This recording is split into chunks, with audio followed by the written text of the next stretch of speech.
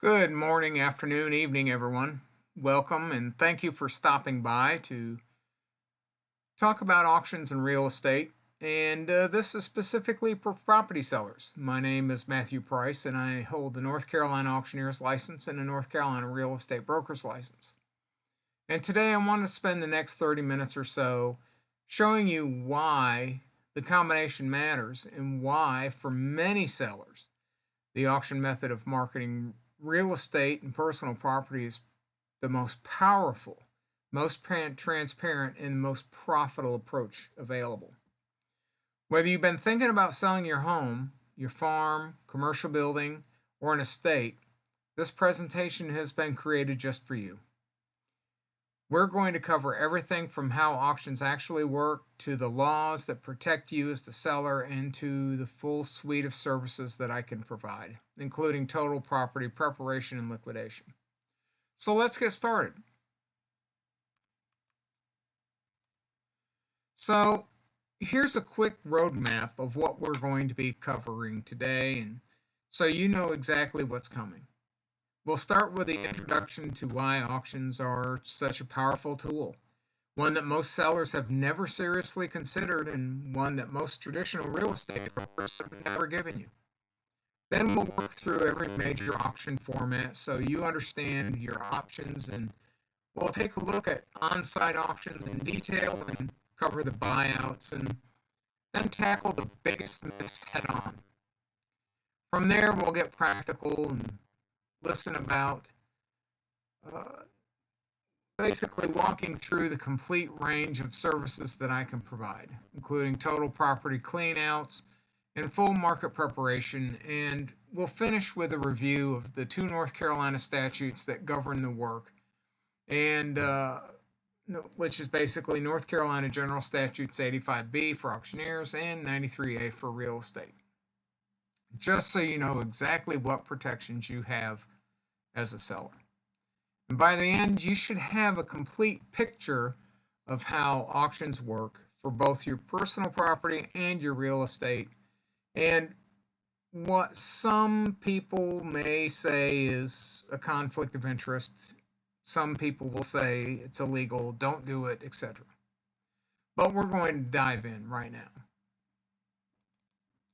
So let's have the introduction of why auctions are so powerful and underutilized for sellers. Well, for the traditional listing, you have buyers negotiate you down.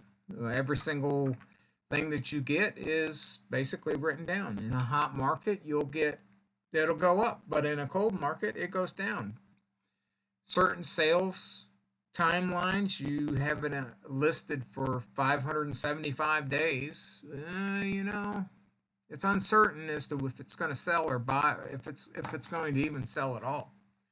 One buyer comes at a time.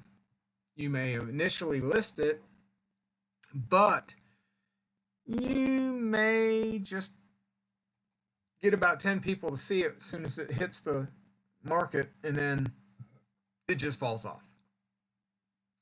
So let me ask you something. When you picture an auction, what do you see? A fast-talking auctioneer in a crowd of bargain hunters, maybe a rundown property going for pennies on the dollar? That image, that misconception is exactly why so many sellers have missed out on one of the most effective marketing strategies available. Here's the truth. The auction method creates something that the traditional real estate sale can't, and that is urgency and competition. It happens both at the same time. Whereas if a traditional real estate sale, it doesn't create the urgency because there's not a end date as to when the property is listed. And every one of them is hoping to negotiate you down. That's the fact of traditional sales. You're constantly wondering, is this the best offer I'm going to get? Should I wait for someone better?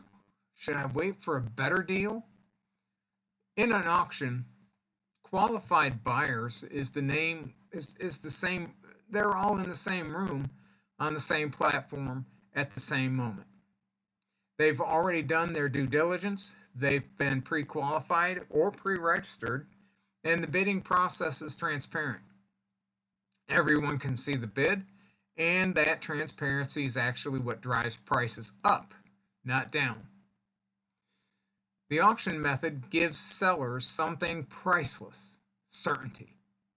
You know the sale date, you know the closing time, there's no prolonged negotiation, no buyer financing contingencies falling through at the last minute, no months of uncertainty, taking your house off the market.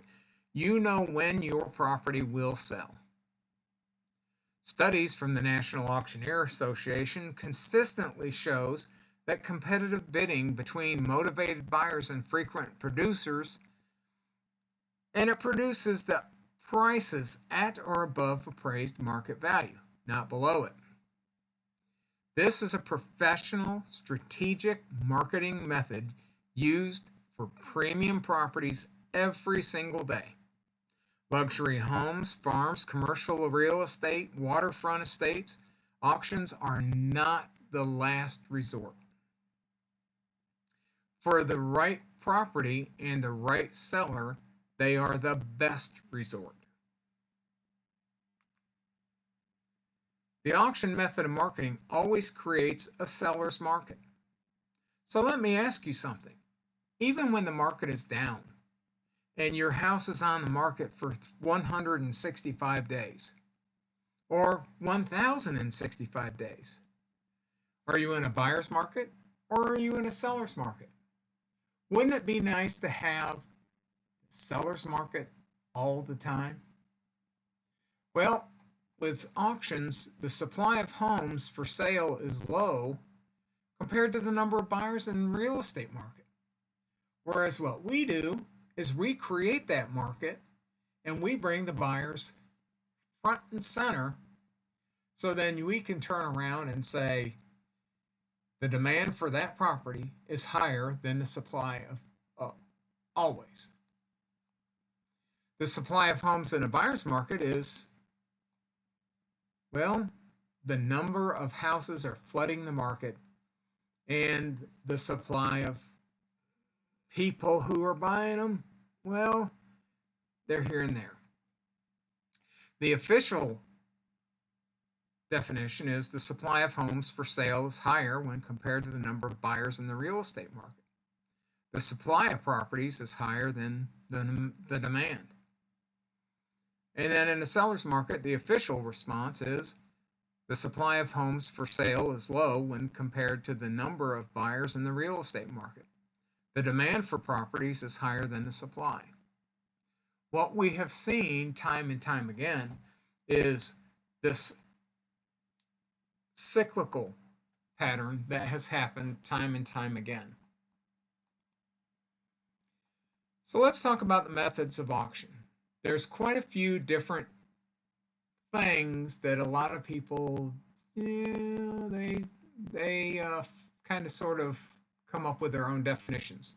So let's get it out of the horse's mouth. So let's talk about an absolute auction. A lot of people think that every single auction that there is absolute, and if somebody bids $1, then we have to sell it for $1. Well, that's not necessarily true. It sells to the highest bidder with no regard to what the minimum is or what the lower pricing is.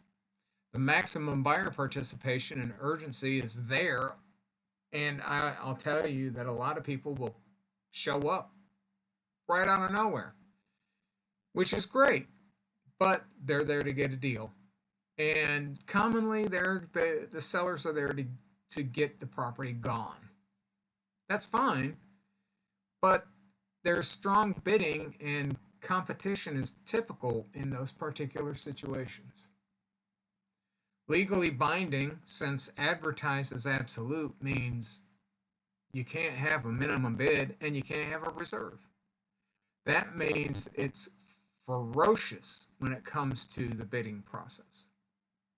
These things, or these particular property auctions, are good for broad market appeal properties, motivated sellers, people who are out of state who want to get rid of the property, and they're not too sure if they're going to be able to sell it. And if they did sell it, it's on the market for, oh, you could say, you know, more than 300 days. That's a year.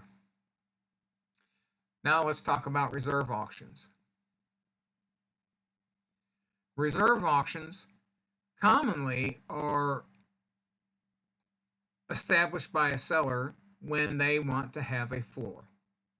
A reserve auction means that the sellers established a confidential minimum that must be met before the property will sell. If bidding doesn't reach the reserve, then the seller is not obligated to sign the contract to sell. The reserve is almost always kept confidential because bidders don't know the specific number, only that the reserve exists, and that protects the seller while generating the competitive bidding. Now, sometimes you will have auctioneers say, "Ladies and gentlemen, we have reached the reserve," and then others will say, "Ladies and gentlemen, we have reached the reserve, and now we are selling at absolute." One is responsible, one is not. And when I mean one is not, when you say, "Ladies and gentlemen, we have reached the reserve, we're now selling at absolute," that can leave a lot of problems later on. If somebody cancels their bid, then you have to go start all over again, but you can't do a reserve because now you just announced that it was absolute. And that's been backed up by court. So reserve auction gives sellers a safety net, and they're a great choice when you have a minimum acceptable number in mind, and when the property is unique or harder to value, or when you want market exposure with a price floor. In North Carolina, when an auction is advertised as a reserve auction, the designation must be clear to all bidders before bidding begins. And I will also say that this is pretty much 90% of all auctions that we do. We have a reserve, we understand what the reserve is, and that's what we're after. We're after getting the reserve. Understand the reserve has to be, well, reasonable. Minimum bid auctions. Minimum bid auctions is a hybrid format which often is confused with the reserve auction, but here's an important difference. In a minimum bid auction, the minimum acceptable bid is publicly disclosed to all bidders before the auction begins. So if the minimum bid is $250,000, every bidder in the room knows that the minimum bid is $250,000. Bidding starts at or above the number, period. The transparency of published minimums can actually increase buyer confidence because there's no guessing. Everyone knows exactly where things stand. The format is excellent for commercial properties, farms, or situations where the seller has a known acceptable number and wants to communicate that early to the market, such as in estates and probate. Online auctions, well, they have transformed the industry since COVID to completely different heuristics. A farm that would normally be part of an estate that would go for a live cry auction is now posted online. In the last 6 years, I've gone from having or being part of maybe 15 auctions a year to 3. This dynamic has drastically expanded our buyer pool. And a farm in Granville County, North Carolina, as an example, isn't just accessible to local buyers, it can attract investors and buyers from Charlotte, Raleigh, even out of state. More reach means more competition. And it also means that they are able to participate in the auction in real time rather than having to drive all the way down here, participate for 15, 20 minutes, and then leave. Online auctions can be conducted on their own, extremely virtual, entirely virtual, or they can be used as a hybrid alongside a live event For example, we might have an in-person crowd at a property while simultaneously allowing registered online bidders to participate in the same auction at the same time. Online auctions are also time extended, typically with an automatic extension windows that prevent sniping, where someone bids in the final seconds and they get a penny more than the other guy, then it extends it for 2 minutes so they get a notification they've been outbid, so they can log back in and they can bid again if they would like to. If a bid comes in within the last few minutes, the clock resets and gives other bidders a chance to respond. As your auctioneer, I work with licensed online platforms that completely and fully comply with the North Carolina auction law and auction best practices. Now let's talk about live on-site auctions. While live on-site auctions are more resource burdened, such as you have to have a clerk, you have to have a register, you have to have security, you have to have a backup auctioneer, the clerk, and all of those other folks in logistics. A live on-site auction is exactly what it sounds like. We bring the auction directly to the property. The buyers gather on the property itself, walk the land, tour the structures, and bid on location. There's something powerful about live on-site events. When buyers are standing on the property, feeling the land, seeing the views, walking in rooms, they get emotionally connected to the asset, and they want to basically do the same thing as what they do on HGTV. They walk into the door and they go, "Oh my God, I absolutely love this place." But their emotional connection to the asset is at its peak. The emotional engagement translates directly into competitive bidding. And whenever somebody's excited emotionally, it generally knocks down a lot of walls, such as, well, I'm going to bid up to $100,000. I'm not going to go a penny more, and then they wind up taking it home for $105,000. On-site auctions create event energy. It's not just a transaction, it's an experience. Buyers feel the urgency that they see the competition around them, and they see the people who are also interested in it and have the same love of it. And that combination drives strong outcomes. We'll cover the on-site auctions in more detail in the next couple of sections, but understand that this is one of the most effective formats for farms, estates, residential properties, and any property where the physical experience of being there matters. Now, one of the things that a lot of people don't understand is what they call the multi-parcel or multi-tract auction. This is one of the most sophisticated and valuable auction strategies available to date, and most sellers have never heard of it. A multi-parcel auction takes a larger property and chops it up and offers it for sale in multiple configurations simultaneously.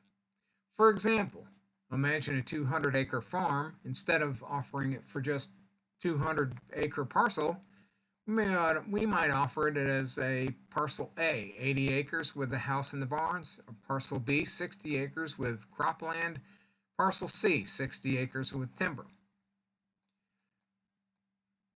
When we offer combinations like A and B and B and C and A and C, the whole 200 acres as one unit, bidders bid competitively on every combination. The computer determines which combination of bids produces the highest total price for the seller, and that's how it sells. This strategy is frequently producing a total sale price that is significantly higher than selling the property as a single unit, because different buyer types are competing for the combinations that match their specific needs. Farmers want cropland, developers want frontage. Families want a homestead, and everyone bids for what they want, and the seller captures the maximum value. Now, let's take a peek at a couple of other things, such as one of the questions that I get is my realtor wants to have an auction, or my auctioneer wants to sell real estate. Well, let's understand the concepts of this. This is a question I get asked so often, and the answer is so critically important for sellers. In North Carolina, an auctioneer who sells real property, real estate, must have both a North Carolina auctioneer's license and a North Carolina real estate broker's license, not a North Carolina provisional broker's license. Under North Carolina General Statutes 85B, you must hold an active auctioneer license to conduct auctions and call bids. Under North Carolina General Statutes 93A, anyone who auctions real property also engaging in the acts of real estate brokerages, which requires a broker's license. This is not a technicality, it is the law, and it exists to protect sellers much like you. And the other thing too is a lot of real estate brokers will sign a listing contract with the sellers, and then they will go to an online site or they will go somewhere else and list it online. Both the listing agent, the person who signs the contract, has to be dual licensed. An auctioneer without a real estate license is not legally permitted to auction your property in North Carolina. Does not matter if you are a bank, you are a foreclosure artist, a professional. Does not matter if it's owned. It matters if it's owned by an attorney or by somebody who's a guardian, or not a guardian, but a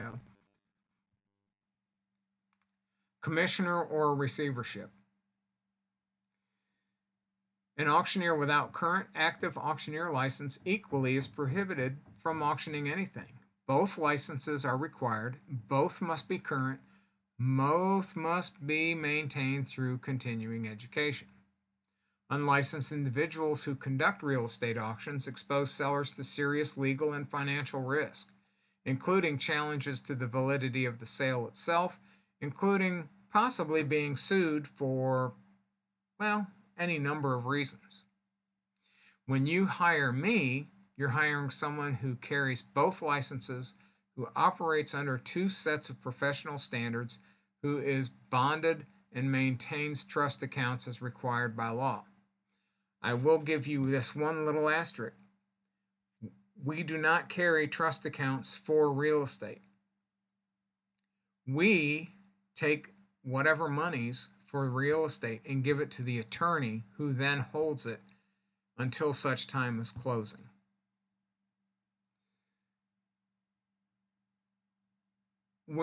Our conduct is regulated by both NC Auctioneering Licensing Law and the North Carolina Real Estate Commission.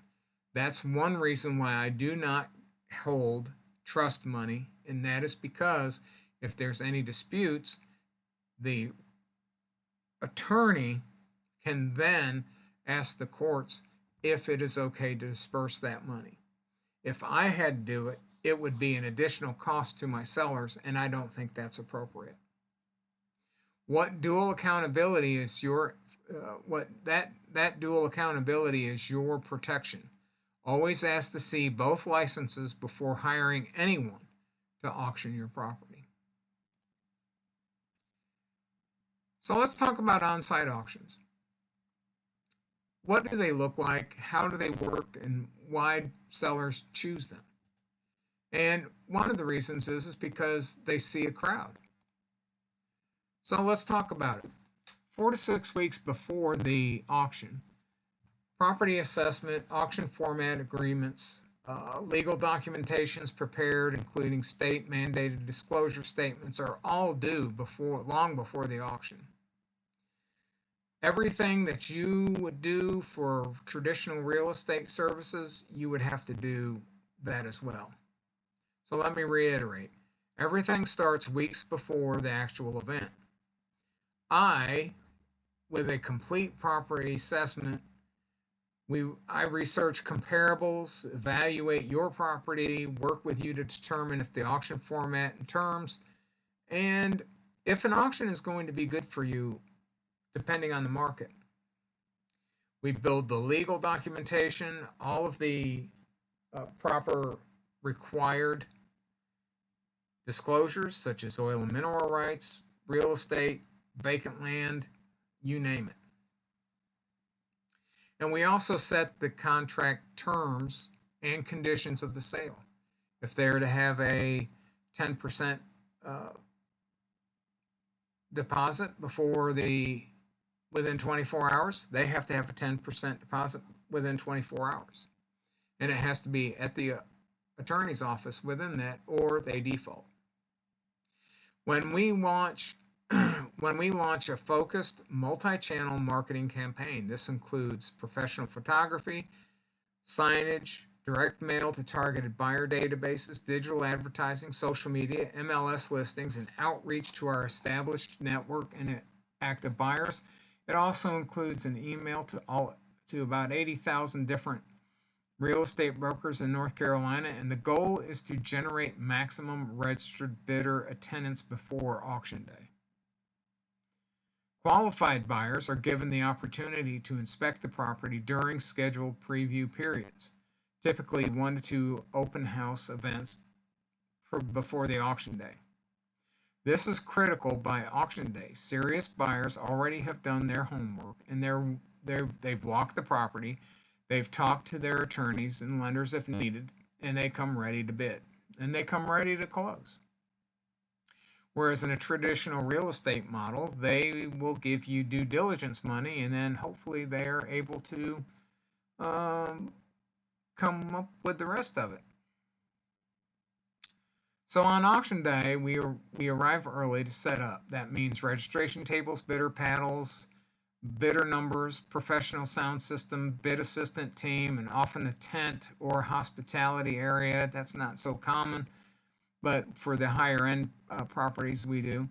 Registration opens and bidders check in, show identification, and receive their bidder number.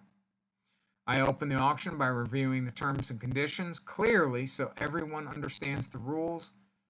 Ask if anybody has any kind of questions, and then we open the bidding. The energy of the auction day is like nothing else in real estate. Bidding is transparent. Every bid is called out. Everyone can hear and see the progression. It's fair, it's open, it's fast, and most auctions are decided within 20 to 40 minutes of active bidding, and then it goes to the attorney, and then he schedules the closing, which is good for the seller and for the buyer. When the bidding closes, the high bidder executes the purchase contract immediately, right there at the property. The earnest money deposit is collected on the spot if they have it. If not, they have 24 hours to get it to the attorney, and there's no going home to think about it. The deal is done. After the auction, from contract to closing typically follows the agreed upon timeline. Anywhere from 14 to 21 days is normal for those who are cash buyers, 30 to 45 days for those who have to get financing. And that's typical. Because the buyers are pre-qualified and the contract is already signed, the closing process is streamlined and contingencies are minimized by the design of the auction. I will say this though. In some cases, you will have people who will be able to give you the deposit, but they're not able to come to the closing table without financing. That's fine, but we still require the deposit before they even go chasing the methods of how they're going to finance it. So let's talk about buyouts. A buyout, sometimes called a pre-auction offer or a buy it now option, It's a provision that allows a buyer to purchase a property before the scheduled auction takes place, at a price and on the terms that are acceptable to the seller. I can tell you from my experience that I have the same terms and conditions as if it was auction day. Here's how it works in practice. As part of the auction marketing campaign, we may receive offers from buyers who are interested in the property, but don't want to compete at auction, or who want certainty before the auction day. If a buyer submits an offer that meets or exceeds the seller threshold, the seller has the option to accept that offer and call the auction off. Sometimes I will take those offers and I will open them on site at the auction. And with those offers is where I start the bidding. Why does this benefit the sellers? First, it gives the sellers optionality. You're not locked into waiting for an auction day if an exceptional offer arrives early. Second, it can validate your price expectations. If a serious buyer is willing to pay a strong number before the auction, that tells you sometimes or something meaningful about the property, its market value. And third, and this is the most important, the existence of a strong pre-auction offer can actually energize the auction if the seller chooses not to accept it. Word that significant offer is on the table often draws more bidders who want to compete for what others have already been pursuing. There's important disclosures though. In North Carolina, the existence of terms of a buyout offer must be handled carefully. As your broker and auctioneer, I have a fiduciary duty to you, the seller. Any pre-auction offer process must be transparent in terms of the process used, and the terms must be disclosed to all parties required. The buyout option is not available in every auction. It depends on the terms established in your auction agreement and the format chosen. We'll discuss this in detail when we design your specific auction strategy. The key takeaway is a buyout is another tool in the seller's favor. It's a fallback, and it's an option that keeps you in control. Here comes my favorite section. Myths of the auction. Now we're going to debunk the most common seller misconceptions that real estate brokers, including realtors from the National Association of Realtors, tell their clients to avoid using the auction method of marketing. You ready? Rule number one, or myth number one, auctions are only for distressed properties. This is probably the most pervasive misconception, and it could not be further from the truth. The origin of this idea comes from foreclosure auctions and court-ordered sales. You know, those sales that are on the courthouse steps, which are very specific, very narrow category of auction.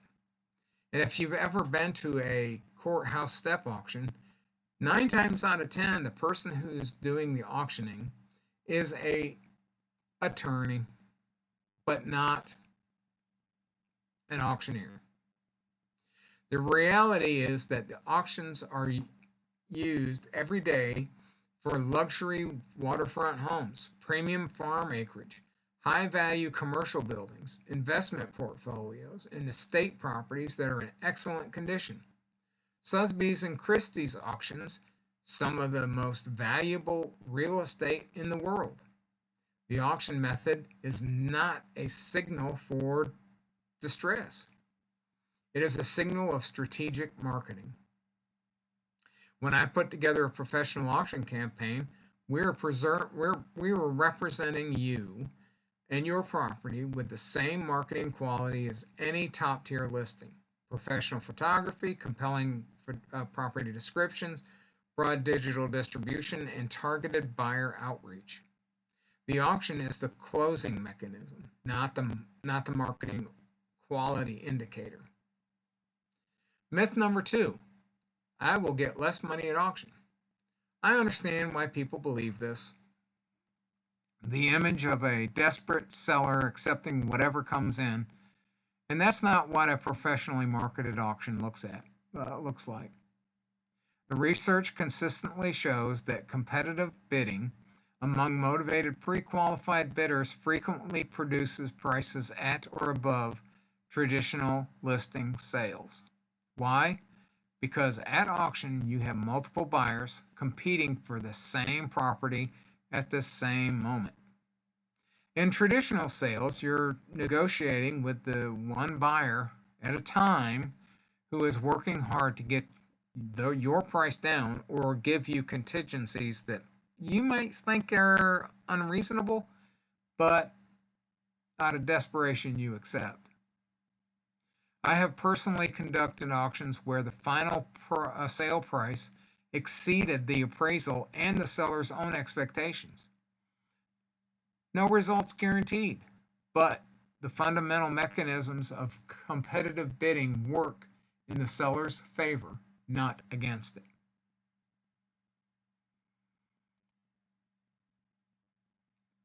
Myth number 3, auctions are only for estates.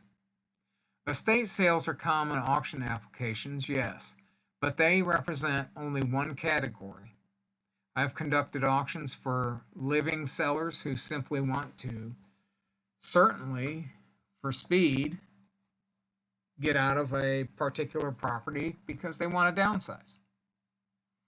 They want certainty, they want speed, investors liquidating portfolios, families wanting a fairly divide the proceeds of property among them, commercial property owners, landowners, and individuals who prefer the transparency and efficiency of the auction process. I mean, it's not well known that traditional real estate, they commonly do not, they don't tell you that they hamstring the seller. Estate situations are well suited for auctions because the legal clarity and the finality they provide. But the auction method works just as well for a living seller who is downsizing, relocating, or simply done with the uncertainty of the traditional listing process. I've had people call me, they've had their house out on the market for 1,164 days and did not have an offer. I've had people call me because they put their house up for sale 180 days ago because they had 3 people who were interested, and then all of a sudden it's gone completely dead. We sold them for more than they got, for more money than they thought that they could get. So if you're alive, have a property, and want to sell it with efficiency, certainty, and competitive marketing exposure, the auction method is available to you.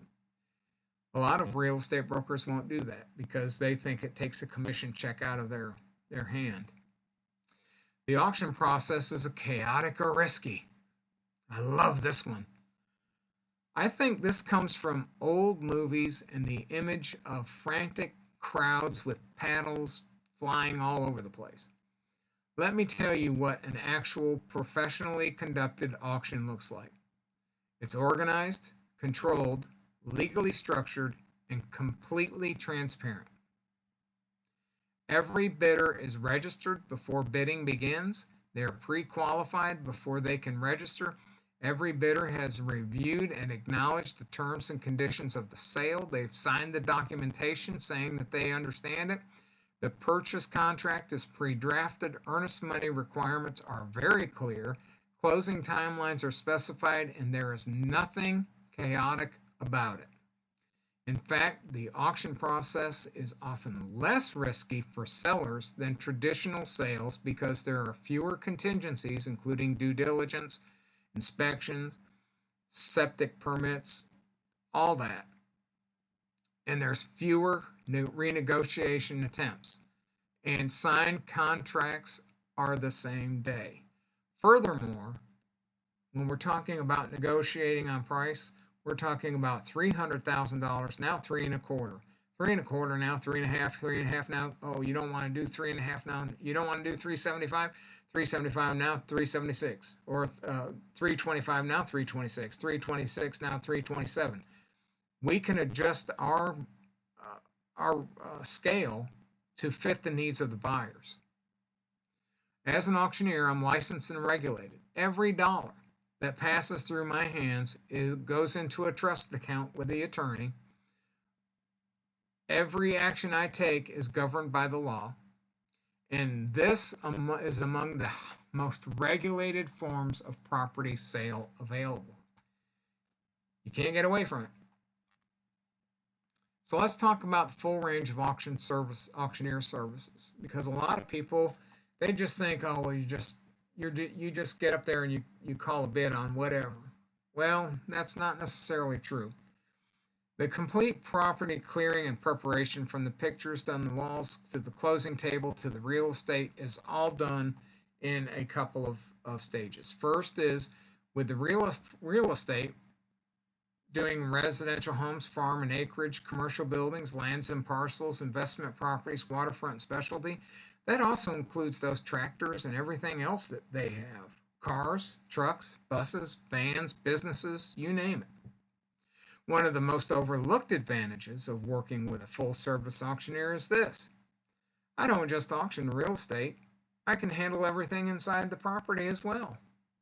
They think that they need to call an auctioneer, and then they need to call a traditional real estate broker. Think about what a seller is typically dealing with when they have to move a property. There's a lifetime of accumulated personal property: furniture, appliances, tools, artwork, photographs, clothing, collectibles, vehicles, farm equipment, machinery, jewelry, gold, silver, you name it. I have often sold gold and silver for more than what the spot price was on the market. And I shipped it. In a traditional sale, the seller is responsible for cleaning all of that before putting the property on the market. That means renting storage, hiring a junk removal, donating, or just leaving things behind and hoping the buyer doesn't complain. Or what most people do is they call two men in a truck, they load up their truck, take it to a storage facility, dump it, and then they sell the house. All the meantime is some of the money that they have is currently sitting in storage, and it's eating up money. Here's what I offer instead: total property clearing through coordinated auction services. Personal property auctions. I can conduct a separate personal property auction or multiple online, or combine them with real estate auction that sells the contents of the property: furniture, appliances, power tools, tractors, lawn equipment, antiques, collectibles, artwork, decorative items, kitchen items. Virtually everything inside on the property can be sold at auction. This includes cars, trucks, vans, bus, tractors, you name it. This gives the contents their highest and best value. Buyers at estate and property auctions often come specifically for the personal property contents. Items can be cataloged, photographed, and marketed alongside the real estate or separately, depending on your situation. We prefer to do it separately because if it brings people to the house for the real estate, chances are they will come and they will buy stuff for the personal property, and vice versa. The result: when you're done, the property is clear, not partially cleared, completely cleared. The seller receives the proceeds from both the real estate and the personal property auction, and the property goes closing clean, unencumbered by contents, and ready for the new owner. I will say this, though: when we talk about the property is clear and partially clean and goes to closing, that also includes any kind of fees that we get for doing the trash removal after that. So after we auction everything off, and then there may be leftovers, we turn around and we ask you, what would you like to do? Would you like it thrown away? Would you like it donated and you get a tax receipt? Or would you like it just hauled off?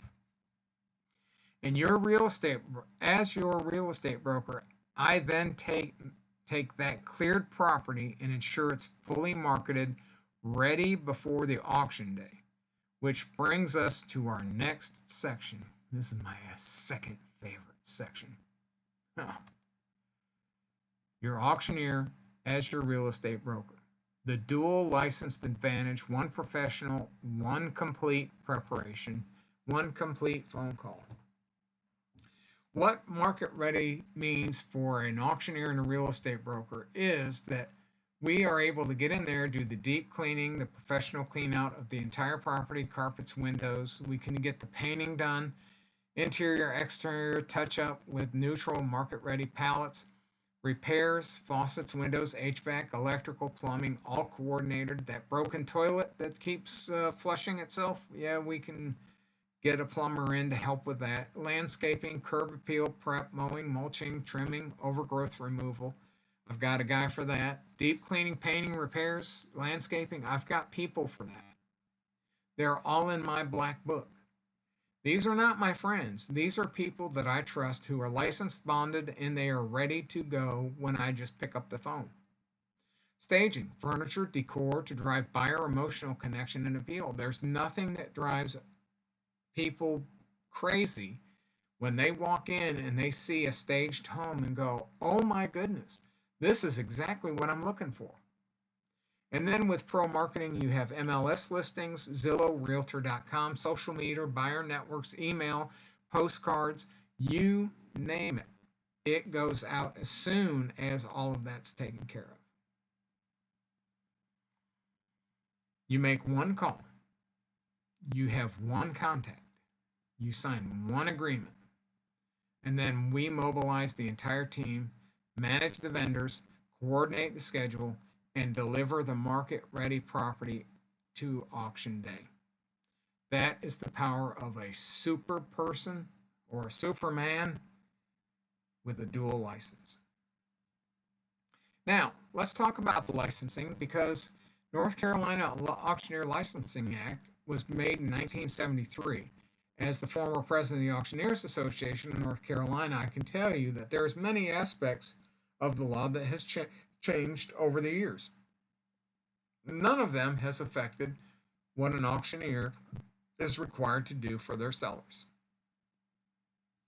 The North Carolina General Statutes, Chapter 85B of the is the comprehensive law governing auctioneers in our state. It establishes licensing requirements, defines the rules for auctioneers, and it also importantly creates the protections you have in a seller. Our license requirements are pretty strict.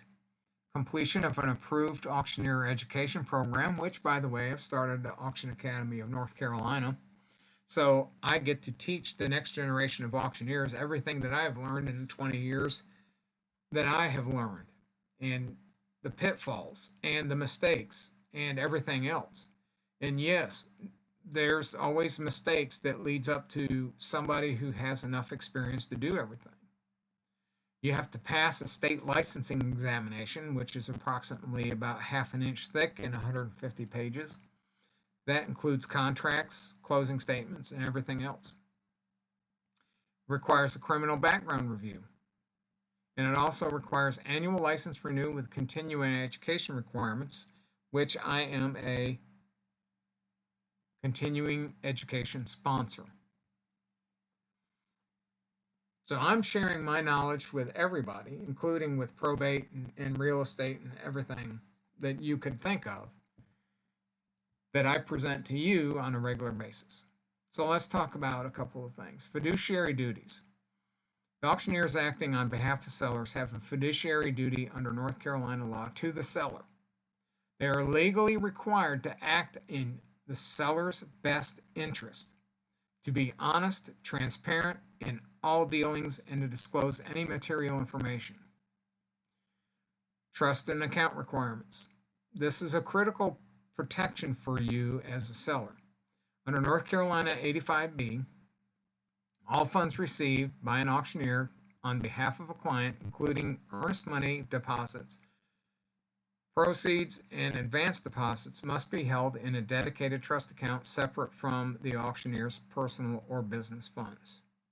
I can tell you on the earnest money deposits, it goes directly to the attorney. I don't keep earnest money deposits at all, ever. As far as the personal property stuff, it goes into a special account in the North Carolina, in the Coastal Federal Credit Union, so it earns interest. However, that interest goes to pay for the account, so it does not get deducted from your money that you're supposed to get. This means if you sell property through me, your money is protected in a trust account from the moment it's received until it's properly distributed at the closing table. Cannot be commingled with my personal operating account, my business operating account, and this is one of the most important seller protection items in the statute.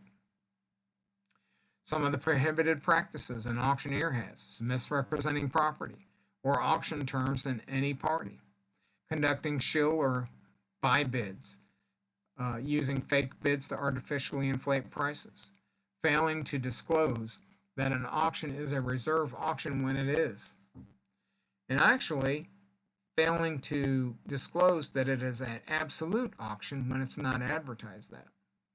Advertising false or misleading auction terms, collecting fees or commissions that were not disclosed and agreed to in advance. Seller protections include beyond the trust account and the prohibitions. The statute protects sellers by requiring that all auction agreements be in writing. That's called the statute of frauds. Not the statute of frogs, ribbit, ribbit, the statute of frauds. That commission and the fee structure be clearly disclosed, and that the scope of the auctioneer's authority be specified.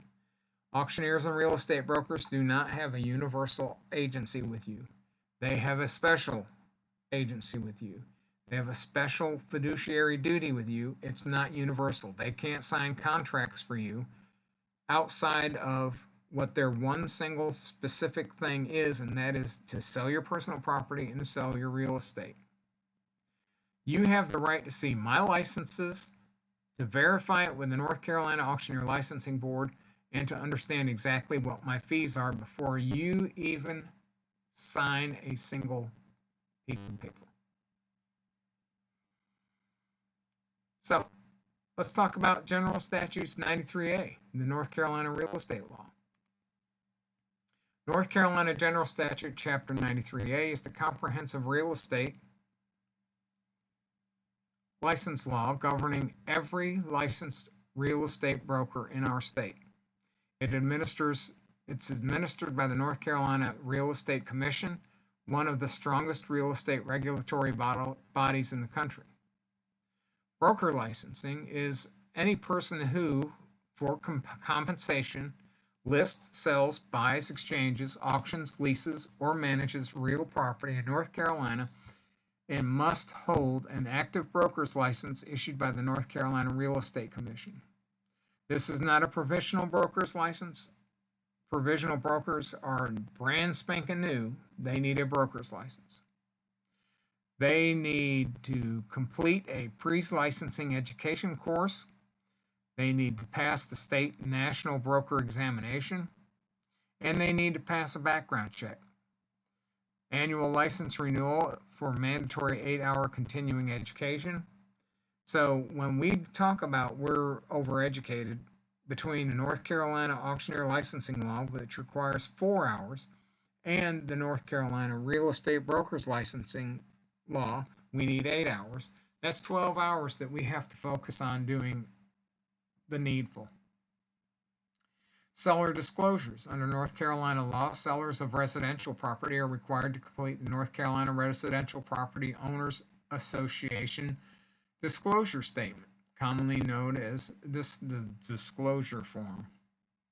This form requires sellers to disclose known material defects and conditions that affects the property if they are known. As your broker, I guide you through that entire process. You're protected by law unless you put down there something that you know is not factual. And then buyers receive that disclosure as they are purchasing it.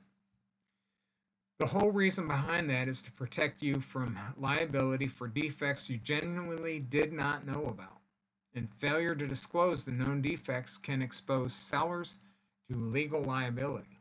And we don't want legal liability when we're trying to sell a property. Agency relationships. A lot of people get confused about this. North Carolina law requires that a broker clearly establish and disclose agency relationship in every real estate transaction. When I represent you as a seller, I am your seller's agent. My duties run to you. That's it. I must promote and protect your interest, maintain confidentiality of your information, advise you on all aspects of the transaction, account for all funds that I handle, and I can tell you there are some who will do dual agency. I don't like to do a dual agency. So whenever somebody comes to me and they want to buy a property, I will tell them they are not being represented by me. I am a representative of the seller. I will help you fill out the paperwork, but that's my limit of how I will help you. And I have to give them the disclosures, etc. In some situations, the same broker may represent both the buyer and the seller. This is called dual agency, as we said. And under North Carolina law, dual agency must be disclosed to and consented to by both parties before it can occur. As a dual agent, the broker owes duties in fairness and honesty to both parties, but cannot advocate for either party's position exclusively. As I said, with me, I represent the seller. The buyer does not get representation. They get a sheet saying these are things that you should be doing. Let me know if you need any other information other than what's on these disclosure documents, and I will see if the seller wants those disclosed. Seller obligations. Beyond disclosures, North Carolina law and commission rules require sellers to deal honestly in the transaction. Sellers cannot actively misrepresent the property conditions, may not conceal known material defects, must follow through on the contractual obligations, and once an offer is accepted. Understand too, during the probate process, you can accept an offer, but there's a 10-day waiting period because somebody may come back and offer something else, and then there's a 10-day waiting period. It resets after every single offer. So your rights under North Carolina law. So let me summarize these. These are key protections that you have as a seller working with a dual licensed professional. These ain't just good practices. These are legal requirements. You have the right to know exactly who your auctioneer and broker represent in the transaction. We represent the seller all the time. Receive a written auction agreement before any auction activity begins. Know all the fees, commissions, and costs in advance. Nothing is hidden. Have your proceeds held in a trust account, which goes immediately to the attorney. Protected, not commingled. Receive honest, accurate information about your property's value and marketability. Verify the license status of any auctioneer or broker at any time. Understand your disclosure obligation before signing anything. And it is your dual licensed professional. I am bound by two regulatory bodies, the North Carolina Auctioneer Licensing Board for auctions and the North Carolina Real Estate Commission for real estate. To uphold these standards in every engagement, I have to continue to be in a continuing education class 12 hours every year and then be in practice.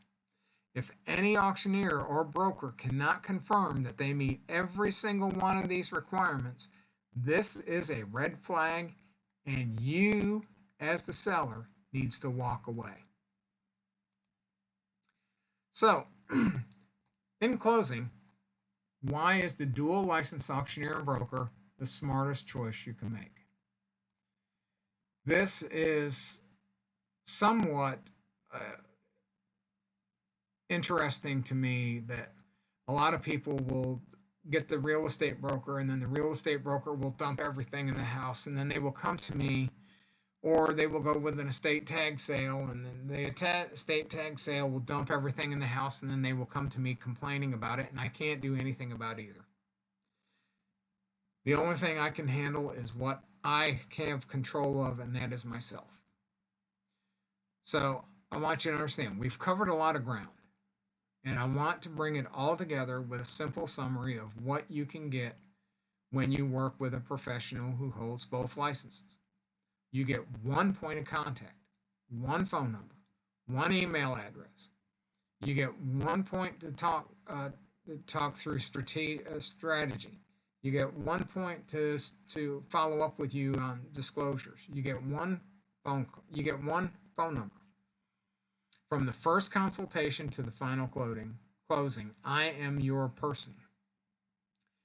I'm not a team of strangers. I don't have a team of real estate brokers. I don't have a bunch of, I'm not associated with any of the other brokerages that are North Carolina or National Association of Realtors, who are going to, in some cases, overcharge you for some things, because that has been what some of the history is behind those.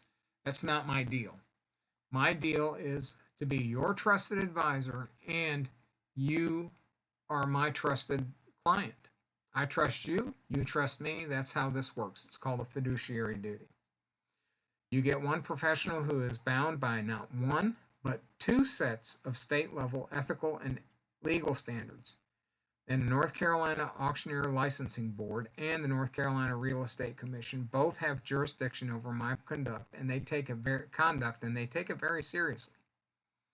That dual accountability is unmatched in the real estate sales world. You get access to every marketing channel, MLS, auction platforms, digital advertising, direct mail, signage, buyer networks, email, you name it. It's all coordinated under one person, me. I don't have a social media person. I don't have any of that other stuff. It's me. So if anything goes sideways, I have to blame myself. You get a complete property preparation, personal property cleaning, clearing, painting, repairs, landscaping, staging, all true one-stop solution.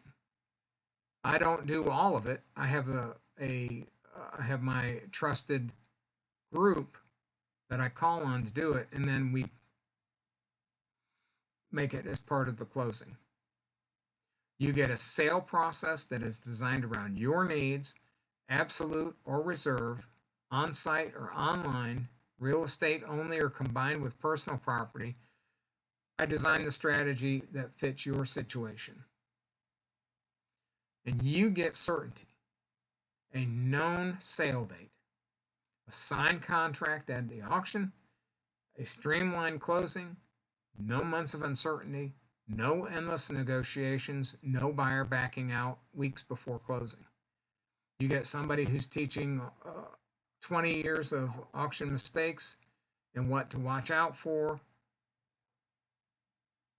Been there, done that, and I got the t-shirt. This is not just a real estate transaction. It's a comprehensive, professionally managed, legally protected sale process with the seller at the center. And that is why I think if you are ready to sell, you should ask a couple of questions. And one of those is, with your real estate broker, is who do you call in order to do X? Who do you call in order to do Y? Who do you call in order to do Z? Do you have an auctioneer on line one? Do you have the ability to call a junk removal company? Do you have any of that other stuff? If you're ready to talk, let's have a conversation. There's no pressure. There's no obligation. I've been doing it for 20 years, and I can tell you that There are some people who get concerned about uh, personal property at the last minute, and then all of a sudden it explodes because it's just like an auction. Walk into the auction house, an item comes up for sale, they call a bid, and then all of a sudden it gets to a point where it's like hits a $5. You got a little Chosky, it hits the $5 minimum. Next thing you know, it sells for $27.50. Same thing across the board. You never know. Uh, but I can tell you that I've seen enough that even still today it makes me my jaw drop wide open. So once again, my name is Matthew Price. I'm a North Carolina licensed auctioneer, 8267. North Carolina real estate broker, 303262. That's me in my spiffy red, white, and blue tuxedo. My phone number is 919-614-6288. And my email address is matt.price@ebbids.com. And my website is ebbids.com. Chances are, if you're seeing this, you probably are on ebbids.com. So all of my consultations are free. So call or visit my website, and I'll be happy to talk to you. We've covered a tremendous amount of ground today, from fundamentals of auction formats, legal statistics, to the complete picture of what full service auctioneers and brokers can do for you. But the bottom line is, if you have property to sell, even if you're just considering it, let's have a discussion. I'm not going to pitch to you. This is not a high pressure thing. This is basically just to cover all the bases of everything that you need to know as a seller. So let's talk about frequently asked questions, and this is the last slide, I promise. So opening the floor to questions, you can send me an email and I will be happy to email you back. And common questions are, what are your fees and structures? What time frame agreement to closing? What happens when reserves aren't met? How to handle personal property versus real property? Estate planning considerations? How multi-parcel auctions are set up? Take your time with each question. Sellers are making significant decisions, and you deserve thorough, honest answers. Some of the most common ones are, how long does it take to set up an auction? Well, typically 3 to 6 weeks, and it could be anywhere from 6 to 8 weeks, depending if we have to go through courts or we have to get permission or any of that other. From the agreement to auction day, depending on marketing scope and property type. If you only want limited marketing, we can do that. If you want if you think that it's not going to go for any much more than your neighbors, then we'll have that discussion. What are your fees? Well, fully disclosed in writing before we begin is one thing my fees are.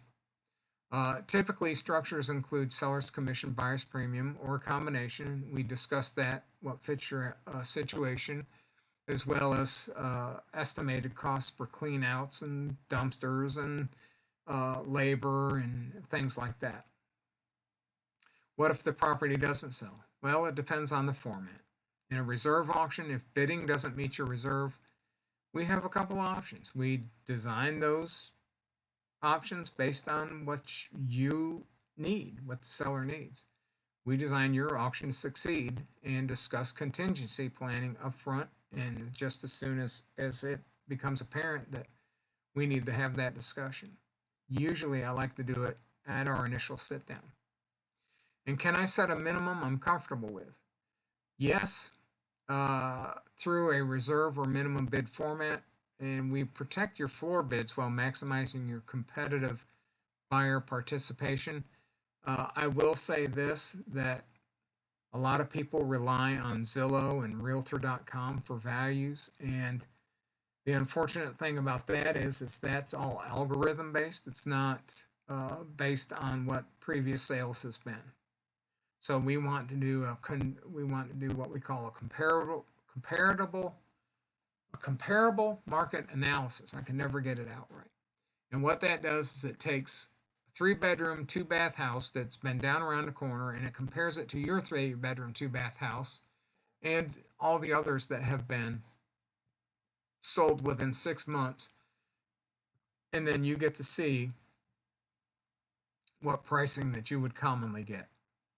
So, again, if you have any questions, please don't hesitate to email me. I will be happy to answer them at any particular time.